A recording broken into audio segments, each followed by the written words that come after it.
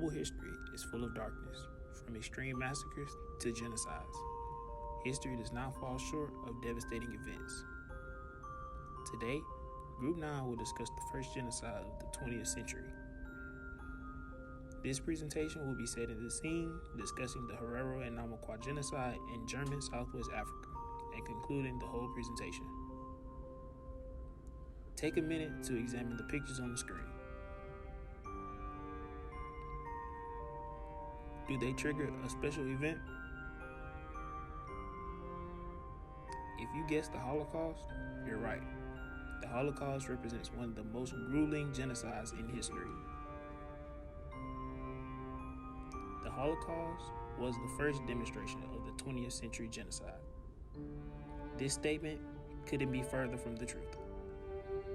Let's examine the true first genocide of the 20th century, the Herero and Namaqua genocide. Setting the scene. German Southwest Africa. German Southwest Africa, also known as present-day Namibia, is located north of Angola and east of Botswana. During colonization, it bordered Portuguese West Africa, the Cape of Good Hope, and other surrounding colonies. Originally established as a trading post in 1884, developed into settling grounds for 2,500 plus Germans, German authorities encouraged settlers to capture the land from the native Africans in order to expand the German Empire. The methodology. How were the Germans able to capture the land? Serious tribal conflicts. They preyed on the pre-existing conflict by offering the native Africans protection in exchange for land. German settlers persuaded the Namibia people that they would be entitled to the possession of the lands. What was the goal the Germans were trying to reach? The settlers believed they were superior. The goal was to establish a colony run by the German Empire that exploited native Africans for labor. Section 2. The Herero people. The Herero people were skilled herdsmen and warriors. They often got in conflicts with the Germans over resources and assault against Herero women and children. Tensions also grew as the Germans developed railroads into Herero territory. Bound to reservations, they were resulted in loss of culture in their way of life. They mainly depended on milk, meat of cattle, sheep, and goats. Agriculture and farming was their main occupation. Once again, the Herero tribe were very skilled herdsmen. Battle. In 1904, German authorities, distracted by small discourse in the South, were not paying attention to the Herero people. Samuel Herero, the chief of the Herero tribe, led the fighters to attack the settlers, and over 150 German soldiers were lost. Governor Theodor Leutwein ordered a ceasefire to reduce casualties. Herero soldiers continued to attack, and Leutwein was removed as governor. More German soldiers were deployed to German Southwest Africa to contain the violence. The Battle of Waterberg. It took place August 11, 1904 at Waterberg, German Southwest Africa. The battle was fought between the German forces and the Herero people. Many Herero escaped, but German forces succeeded in removing them from the Waterberg Plateau and into the Omahiki Desert, where living conditions were extremely poor. General von Trotha, German military commander for the German Empire. He was a ruthless and cruel man who fought with extreme tactics and violence. He ordered that any captured Herero men be killed and captured women and children be forced into the desert. On October 2, 1904, Trotha ordered the destruction of any remnants of the Herero people. At this point, he spared no one, not even women and children. The Berlin government became frustrated by Leutwein's progress in dissipating the uprising. May 1904 appointed Lieutenant General Luther von Trotha Supreme Commander of GSWA. Trotha arrived in GSWA on 11 June 1904. 1 month later, Trotha abandoned negotiations for a surrender and attempted an aggressive encirclement tactic. surrounding the Herero.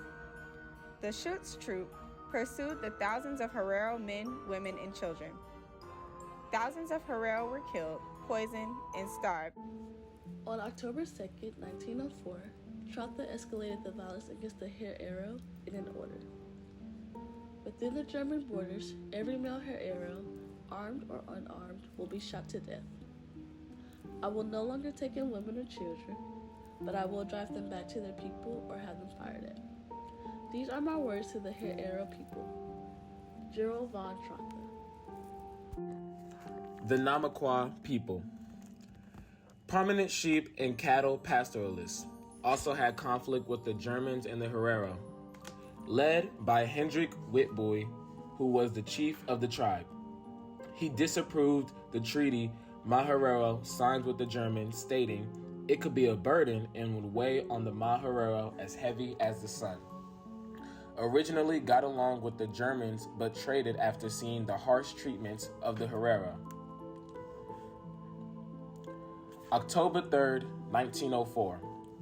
The Namaqua used guerrilla tactics to attack the Germans. Due to their decision to engage much after the Herero had been defeated, the Namaqua people were unsuccessful, yet did not surrender until 1908. Witbooi died in combat.